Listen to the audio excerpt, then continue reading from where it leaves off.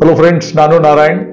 ಸ್ನೇಹಿತರೆ, ನಮ್ಮ ದೇಶದಲ್ಲಿ 1995ರಲ್ಲಿ National Highway Authority of India ಸ್ಥಾಪನೆ ಆದ ಮೇಲೆ 1998ರಲ್ಲಿ ಭಾರತ ದೇಶದ ಮೊದಲ ಆಧುನಿಕ ಟೋಲ್ ರಸ್ತೆ ದೆಹಲಿ ಗುರ್ಗಾಂವ್ ಎಕ್ಸ್ಪ್ರೆಸ್ ವೇನಲ್ಲಿ ಪ್ರಾರಂಭ ಆಯಿತು. ಆಗ ಒಂದು ಕಾರಿಗೆ ಟೋಲ್ ಶುಲ್ಕ 10 ರಿಂದ 20 ರೂಪಾಯಿ ಇತ್ತು. ಮುಂದೆ 1999ರಲ್ಲಿ ಗೋಲ್ಡನ್ ಕ್ವಾಡ್ರಿಲ್ಯಾಟರಲ್ ಯೋಜನೆಯನ್ನು ಆರಂಭಿಸಿದ ಅಂದಿನ ಅಟಲ್ ಬಿಹಾರಿ ವಾಜಪೇಯಿ ಅವರ ಸರ್ಕಾರ ದೆಹಲಿ, ಮುಂಬೈ, ಚೆನ್ನೈ ಮತ್ತು ಕೋಲ್ಕತ್ತಾ ನಗರಗಳನ್ನು ಸಂಪರ್ಕಿಸುವ 5846 ಕಿಲೋಮೀಟರ್ ಉದ್ದದ ಟೋಲ್ ರಸ್ತೆಯನ್ನು ಪ್ರಾರಂಭಿಸುತ್ತದೆ. ಈ ಯೋಜನೆ 2006ರಷ್ಟಕ್ಕೆ ಪೂರ್ಣವಾಗಿ ಮುಂದೆ 2008ರ ವೇಳೆಗೆ ಭಾರತದಲ್ಲಿ 100ಕ್ಕೂ ಹೆಚ್ಚು ಟೋಲ್ ಪ್ಲಾಜಾಗಳು ದೇಶದೆಲ್ಲೆಡೆ ಟೋಲ್ ವಸೂಲಿ ಮಾಡಲು ಶುರು ಮಾಡುತ್ತವೆ. ಆಗ ಒಂದು ಕಾರಿಗೆ ಟೋಲ್ ಶುಲ್ಕ 30 ರಿಂದ 50 ರೂಪಾಯಿವರೆಗೆ ಹೆಚ್ಚಾಯಿತು. ಮುಂದೆ ಟೋಲ್ ಪ್ಲಾಜಾಗಳಲ್ಲಿ ವಾಹನಗಳ ಸಂಖ್ಯೆ ಹೆಚ್ಚಾದಂತೆ ಟೋಲ್ ಪ್ಲಾಜಾಗಳ ಮುಂದೆ ವಾಹನಗಳ ಸಾಲು ಬೆಳೆಯಲು ಪ್ರಾರಂಭ ಆಯಿತು. ಹಣ ಪಡೆದು ಟೋಲ್ ಫೀಸ್ ರಸೀದಿ ಮತ್ತು ಉಳಿದ ಚಿಲ್ಲರೆ ಹಣವನ್ನು ವಾಹನದ ಚಾಲಕರಿಗೆ ಹಿಂತಿರುಗಿಸುವುದಕ್ಕೆ ಈ ಪ್ರಕ್ರಿಯೆಯಲ್ಲಿ ಸಾಕಷ್ಟು ಸಮಯ ವ್ಯರ್ಥವಾಗುತ್ತಿತ್ತು. ಮುಂದೆ ಈ ತರದ ತೊಂದರೆಯನ್ನು ಪರಿಹರಿಸುವ ಉದ್ದೇಶದಿಂದ 2016ರಲ್ಲಿ National Highway Authority of India FASTag ಎಂಬ ಹೊಸ ಪದ್ಧತಿಯನ್ನು ಪರಿಚಯಿಸುತ್ತದೆ. ಮುಂದೆ ಈ ಎಲೆಕ್ಟ್ರಾನಿಕ್ ಟೋಲ್ ಸಂಗ್ರಹದ ವ್ಯವಸ್ಥೆಯಿಂದ ವಾಹನಗಳ ಟೋಲ್ ಫೀಸ್ ಪಾವತಿಗಳು ಸ್ವಯಂ ಚಾಲಿತವಾದವು. ಮುಂದೆ 2021ರ ಫೆಬ್ರವರಿ ತಿಂಗಳಲ್ಲಿ ಎಲ್ಲ ರಾಷ್ಟ್ರೀಯ ಹೆದ್ದಾರಿಗಳ ಟೋಲ್ಗಳಲ್ಲಿ ಫಾಸ್ಟ್ಯಾಗ್ ಅನ್ನು ಕಡ್ಡಾಯಗೊಳಿಸಿದ ಮೇಲೆ ಎಲ್ಲ ವಾಹನಗಳು ಕಡ್ಡಾಯವಾಗಿ ಫಾಸ್ಟ್ಯಾಗ್ ಸಿಸ್ಟಮ್ ಅನ್ನು ಬಳಸುವಂತಾಯಿತು. ತಮ್ಮ ವಾಹನದಲ್ಲಿ ಫಾಸ್ಟ್ಯಾಗ್ ಇಲ್ಲದವರು ದುಪ್ಪಟ್ಟು ಹಣ ಕೊಟ್ಟು ಟೋಲ್ ರಸ್ತೆಗಳಲ್ಲಿ ಓಡಾಡಬೇಕಾದ ಅನಿವಾರ್ಯತೆ ಶುರುವಾಯಿತು. ಆ ಕಾಲಕ್ಕೆ ಒಂದು ಕಾರಿಗೆ ಟೋಲ್ ಫೀಸ್ ಅಂದಾಜು 50 ರಿಂದ 150 ರೂಪಾಯಿಗೆ ಏರಿಕೆಯಾದವು.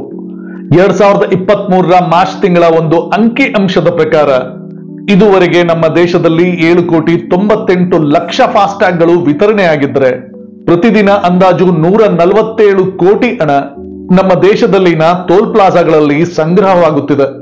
2019ರಲ್ಲಿ ಅಂದಾಜು 25,996 ಕಿಲೋಮೀಟರ್ ಉದ್ದದ ಟೋಲ್ ರಸ್ತೆ ಅಸ್ತಿತ್ವದಲ್ಲಿದ್ದ ನಮ್ಮ ದೇಶದಲ್ಲಿ 2023ರಷ್ಟಕ್ಕೆ 45,428 ಕಿಲೋಮೀಟರ್ ಉದ್ದದ ಟೋಲ್ ರಸ್ತೆ ಅಸ್ತಿತ್ವಕ್ಕೆ ಬಂದಿತ್ತು. ಹಾಗೂ 2024ರ ಏಪ್ರಿಲ್ ತಿಂಗಳಲ್ಲಿ ಟೋಲ್ ಶುಲ್ಕದಲ್ಲಿ ಆದ ಏರಿಕೆಯ ನಂತರ ಒಂದು ಕಾರಿನ ಟೋಲ್ ಫೀಸ್ 60 ರಿಂದ 200 ರೂಪಾಯಿವರೆಗೆ ಏರಿಕೆಯಾಯಿತು. ಮುಂದೆ 2025ರ ಏಪ್ರಿಲ್ನಲ್ಲಿ ಮತ್ತೊಂದು ಟೋಲ್ ಶುಲ್ಕದಲ್ಲಿ ಆದ 5% ಏರಿಕೆಯ ನಂತರ ನಮ್ಮ ದೇಶದಲ್ಲಿ ಪ್ರತಿ ವರ್ಷ 70,000 ಕೋಟಿ ಹಣವನ್ನು ಟೋಲ್ ಪ್ಲಾಜಾಗಳ ಮೂಲಕ ಸಂಗ್ರಹಿಸಲಾಗುತ್ತದೆ ಎಂದು ಅಂದಾಜಿಸಲಾಗಿದೆ. 2024ರ ಜೂನ್ ತಿಂಗಳಲ್ಲಿ national Highway Authority of India ನಮ್ಮ ದೇಶದ ಟೋಲ್ ಪ್ಲಾಜಾಗಳಲ್ಲಿ ಟೋಲ್ ಫೀ ಅನ್ನು ವಸೂಲಿ ಮಾಡಲು ಉಪಯೋಗಿಸುತ್ತಿರುವ ಫಾಸ್ಟ್ಯಾಗ್ ಸಿಸ್ಟಮ್ ಅನ್ನು ತೆಗೆದು GPS ಆಧಾರಿತ global navigation satellite system GNSS system ತರುವುದಾಗಿ ಘೋಷಣೆ ಮಾಡಿತು. ಅಂದರೆ ಈಗಿರುವ ಫಾಸ್ಟ್ಯಾಗ್ ಸಿಸ್ಟಮ್ RFID ಟೆಕ್ನಾಲಜಿಯದ್ದಾಗಿದ್ದು, ಅಂದರೆ ರೇಡಿಯೋ ಫ್ರೀಕ್ವೆನ್ಸಿ ಐಡೆಂಟಿಫಿಕೇಶನ್ ಟೆಕ್ನಾಲಜಿಯದ್ದಾಗಿದ್ದು, ಈ ಸಿಸ್ಟಮ್ ನಲ್ಲಿ ಕೆಲವೊಂದು ಬಾರಿ ಟೋಲ್ ಪ್ಲಾಜಾಗಳಲ್ಲಿ ವಾಹನಗಳಲ್ಲಿ ಅಂಟಿಸಿರುವ ಟ್ಯಾಗ್ಗಳನ್ನು ರೀಡ್ ಮಾಡುವುದು ತಡವಾಗುತ್ತದೆ. ಆದ್ದರಿಂದ ಟೋಲ್ ಪ್ಲಾಜಾಗಳಲ್ಲಿ ಕೆಲವೊಂದು ಬಾರಿ ವಾಹನಗಳು ಸಾಲುಗಟ್ಟಿ ನಿಲ್ಲುವ ಅನಿವಾರ್ಯತೆ ಸೃಷ್ಟಿಯಾಗುತ್ತದೆ.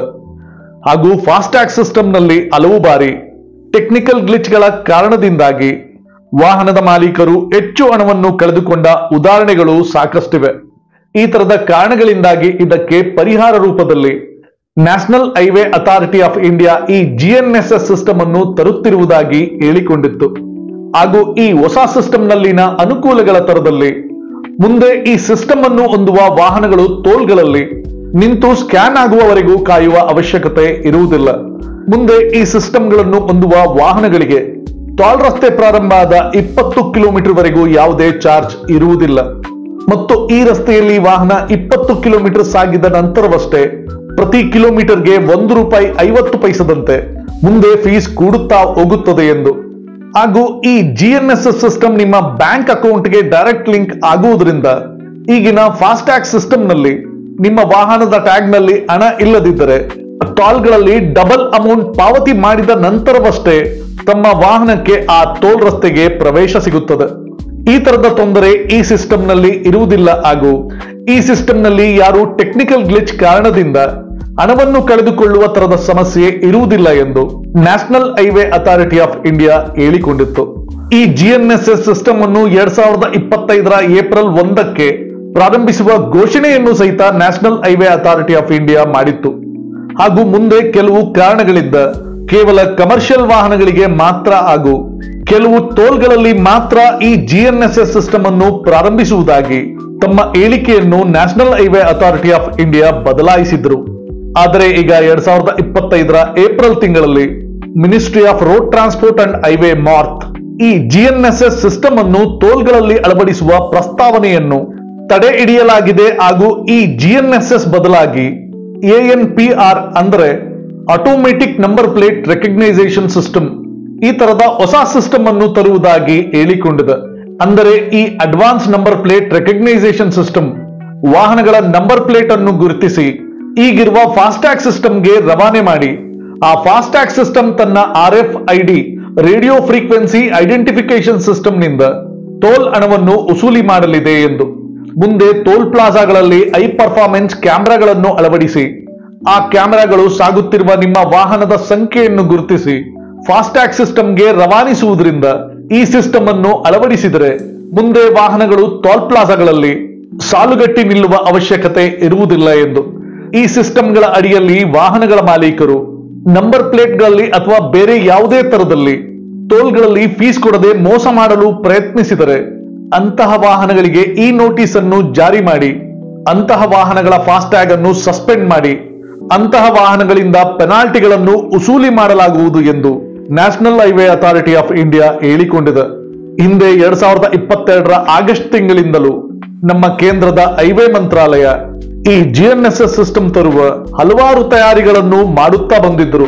ಹಲವಾರು ಟೋಲ್ಗಳಲ್ಲಿ ಇದನ್ನು ಪ್ರಯೋಗ ಕೂಡ ಮಾಡಿದ್ದರು. ಆದರೆ ಇನ್ನೇನು ಪ್ರಾರಂಭ ಆಯಿತು ಎನ್ನುವಷ್ಟರಲ್ಲಿ ಈ ತರದ ಬೇರೆ ಸಿಸ್ಟಮ್ ಅನ್ನೇ ತರುವ national Highway Authority of India ಅವರ ಹೇಳಿಕೆ ಬಹಳ ಆಶ್ಚರ್ಯವನ್ನು ತಂದಿದೆ. ಹಿಂದೆ national Highway Authority of India GNSS system ಬಂದರೆ ಆಗುತ್ತದೆ ಎಂದು ಹೇಳಿಕೊಂಡಿದ್ದ ಅನುಕೂಲಗಳು, ಉದಾಹರಣೆಗೆ ಮೊದಲ 20 ಕಿಲೋಮೀಟರ್ ನಿಮಗೆ ಟೋಲ್ ವಿನಾಯಿತಿ ಇರುತ್ತದೆ. ಅದಾದ ನಂತರ ನೀವು ಎಷ್ಟು ದೂರದವರೆಗೆ ಟೋಲ್ ರಸ್ತೆಯನ್ನು ಉಪಯೋಗ ಮಾಡುತ್ತೀರೋ ಅಷ್ಟೇ ಟೋಲ್ ಅನ್ನು ಮಾತ್ರ ಕಟ್ಟಬೇಕಾಗುತ್ತದೆ ಎಂಬೆಲ್ಲ ಅನುಕೂಲಗಳು ಈಗ ಸರ್ಕಾರ ಹೊಸದಾಗಿ ತರುತ್ತಿರುವ ಈ ಹೊಸ ANPR ಸಿಸ್ಟಮ್ ನಲ್ಲಿ ಇರುವಂತೆ ಕಾಣುವುದಿಲ್ಲ. ಪ್ರತಿ ವರ್ಷದಿಂದ ವರ್ಷಕ್ಕೆ ಟೋಲ್ ಫೀಸ್ ಬೆಲೆಯನ್ನು ಹೆಚ್ಚಿಸುತ್ತಿರುವ National Highway Authority of India ರಸ್ತೆ ನಿರ್ಮಿಸಿ ಟೋಲ್ ಪ್ಲಾಜಾಗಳನ್ನು ನಿರ್ಮಾಣ ಮಾಡಿ ಹಣ ವಸೂಲಿ ಮಾಡುತ್ತಿರುವವರ ಪರವಾಗಿಯೇ ನಿಂತಂತೆ ಕಾಣುತ್ತಿದೆ. National Highway Authority of India ಸಾಮಾನ್ಯ ಜನರ ಬಗ್ಗೆ ಕೂಡ ಸ್ವಲ್ಪ ಕಾಳಜಿ ವಹಿಸಬೇಕು. ಬೆನ್ಸ್ BMW ಕಾರಿಗೆ ಪಡೆದಷ್ಟೇ ಹಣವನ್ನು ಮಾರುತಿ ಓಮ್ನಿಯಂತ ಸಣ್ಣ ಕಾರುಗಳಲ್ಲಿ ಪಡೆಯುವುದಕ್ಕಿಂತ ಬಡ ಜನರ ಕಾರುಗಳಿಂದ ಸ್ವಲ್ಪ ಕಮ್ಮಿ ಹಣವನ್ನು ವಸೂಲಿ ಮಾಡಿ ಹೆಚ್ಚೆಚ್ಚು ಹಣ ಇರುವವರಿಂದ ಹೆಚ್ಚು ಫೀಸ್ ಅನ್ನು ವಸೂಲಿ ಮಾಡಿ ಎಂದು ನನ್ನ ಸಲಹೆಯನ್ನು ಸರ್ಕಾರಕ್ಕೆ ತಿಳಿಸುತ್ತಾ ನಾನು ನಾರಾಯಣ್. ಸ್ನೇಹಿತರೆ, ನಿಮ್ಗೆ ಈ ವಿಡಿಯೋ ಇಷ್ಟ ಆಗಿದ್ದಲ್ಲಿ ಲೈಕ್ ಮಾಡಿ, ಶೇರ್ ಮಾಡಿ, ಸಬ್ಸ್ಕ್ರೈಬ್ ಮಾಡ್ಕೊಳ್ಳಿ. ಮತ್ತೆ ನಿಮ್ಮ ಅನಿಸಿಕೆ ಅಭಿಪ್ರಾಯನ ಖಂಡಿತ ಕಮೆಂಟ್ ಬಾಕ್ಸ್ ಅಲ್ಲಿ ತಿಳಿಸಿ. ನಮ್ಮ ಈ ವಿಡಿಯೋನ ಇಲ್ಲಿವರೆಗೂ ನೋಡಿದ್ದಕ್ಕೆ ಥ್ಯಾಂಕ್ ಯು, ಧನ್ಯವಾದ, ನಮಸ್ಕಾರ.